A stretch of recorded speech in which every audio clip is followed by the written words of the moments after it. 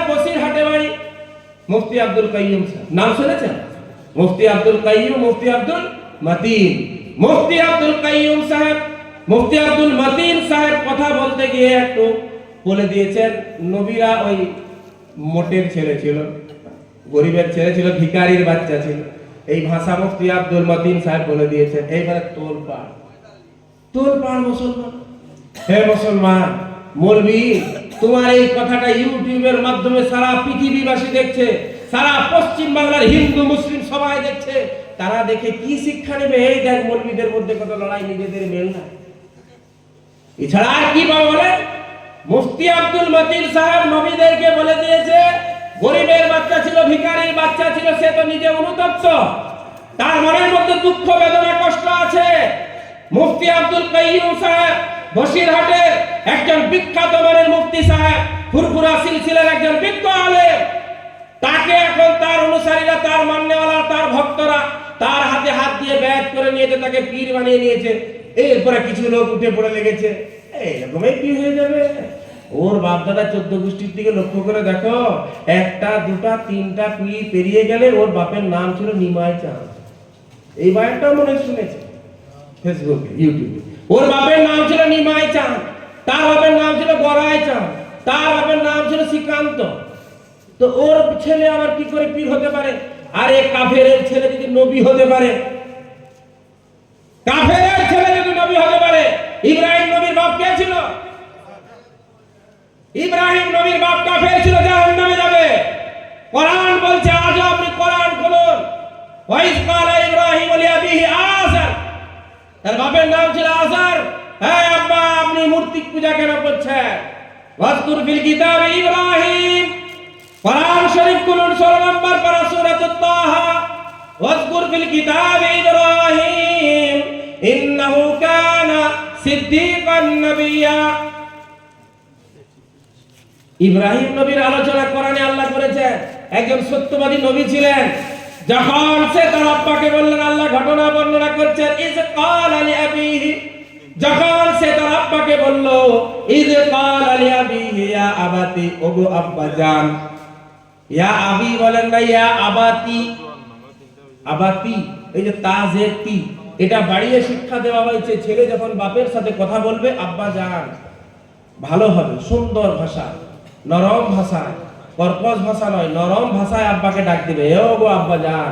ইব্রাহিম এই বললেন, বাপ কাফের, তাও কি বলছেন, ইয়া আবাতি লিমা তা'বুদু, আপনি কেন ইবাদত করেন তাদের? মা লা ইয়াসমাউ, যারা শুনতে পায় না, ওয়ালা ইউবসিরু, যারা দেখতে পায় না, ওয়ালা ইউগনি আনকা শাইআ, আর যারা আপনার কোনো উপকারে আসবে না, উপকার করতে পারবে না। ইব্রাহিম নবীর আব্বা তখন বললেন, তুমি কি আমার মাবুদদেরকে মানছো না? তুমি আমার খোদাদের তাওহীদ করছো? তাহলে তুমি যদি ফিরে না আসো, তোমাকে পাথর ঠুকে ঠুকে আমি মেরে ফেলবো, কিংবা ঘর থেকে বের করে দিব। ও মুসলমান ভাইরা, তাই বললাম, আবেগে নয়, বিবেককে কাজে লাগান, বিবেককে প্রশ্ন করুন। প্রত্যেকটা মানুষের কাছে আল্লাহ একজন করে মুফতি দিয়েছেন, আর সেটাই হচ্ছে সবথেকে বড় মুফতি। সেই মুফতির নাম হচ্ছে আমার আপনার হৃদয়। দাঁড়িয়ে আপনি পেশাব করতে যাচ্ছেন, তখন এই মুফতিকে জিজ্ঞাসা করুন, এর দাঁড়িয়ে পেশাব করা যাবে কি যাবে না? দিল আপনাকে বলবে না, পেশাব করা যাবে না। কোন জায়গায় আপনি পেশাব করছেন, দিলকে জিজ্ঞাসা করুন, এখানে পেশাব করবে করবো না? দিল আপনাকে বলবে এখানে পেশাব করা চলবে না। এই দিল হচ্ছে আমার আপনার কাছে সব থেকে বড় মুফতি আল্লাহর পক্ষ থেকে। এই মুফতিকে জিজ্ঞাসা করুন, এই কথাটা কি ঠিক বলেছেন যে তার একটা দুটা গোষ্ঠী পেরিয়ে গেলে তার বাপের নাম হবে নিমাই চাঁদ? মুফতি আব্দুল কাইয়ুম সাহেবের বাপের নাম হচ্ছে নিমাই চাঁদ, তার বাপের নাম হচ্ছে গড়াই চাঁদ, তার বাপের নাম হচ্ছে শ্রীকান্ত মাহাতো। ওই শ্রীকান্ত মাহাতোর ছেলেটা কি করে পীর হতে পারে? পীর কোন কারোর বাপ দাদার পৈতৃক সম্পত্তি নয়। যে আলেম হবে, যার মধ্যে ইলম থাকবে, জ্ঞান থাকবে, কোরআন হাদিসের যোগ্যতা থাকবে, আল্লাহ ওয়ালা হবে, নবীর সুন্নাত ফলো করবে, নবীর সুন্নতের উপর চলবে, তাকেই পীর বলা যেতে পারে। কিন্তু পীর তো কোনো বাড়ির ফসল নয়। আমার মধ্যে যদি ওই যোগ্যতা থাকে, আমি একজন পীর। আপনার মধ্যে যোগ্যতা থাকলে আপনি একজন পীর। পীর মানে আল্লাহ ওয়ালা, আল্লাহর প্রিয় বান্দা, যে সব সময় আল্লাহকে স্মরণ করে। ইব্রাহিম নবীর আব্বা ছিল কে? কথা বলেন, কে ছিল? ইব্রাহিম নবীর আব্বা ছিল আযার, দ্বিতীয় নাম হচ্ছে তারেক। সে ছিল একজন কাফের। তার ছেলে একজন বিখ্যাত আল্লাহর নবী ইব্রাহিম আলাইহিস সালাতু ওয়াস সালাম। তার মানে এখানে আমি কি বোঝাতে চাইলাম আপনাকে, যে আমিও পীর হতে পারি, আপনিও পীর হতে পারেন।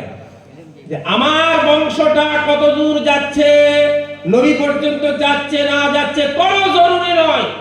হতে পারে আমার আব্বা তার আব্বা তার আব্বা তারপরে কাফের ছিল, কোনো অসুবিধা নেই। আমি পীর হতে পারি আমার মধ্যে যদি যোগ্যতা থাকে। যদি ইব্রাহিম নবী হতে পারে, আমি কেন পীর হতে পারবো না? মুসলমান যুবক জওয়ান ভাইরা, যাই হোক, হযরত নূহ আলাইহিস সালাতু ওয়াস সালাম তিনি একজন নবী, একজন নবী। আর তার ছেলে, কথা বলে, তার ছেলে কেনান ঈমান এনেছিল না ডুবে মরেছিল? নবী নবুয়ত নিজের ছেলেকে যেমন বাঁচাতে পারে নাই, বাপ কাফের হতে পারে, তার কাফের হওয়ার কারণে তার ছেলের ওলায়েত খতম করতে পারবে। এটা যে যার যোগ্যতা, যে যোগ্যতা অর্জন করবে সেই যোগ্যতা নিয়ে চলবে।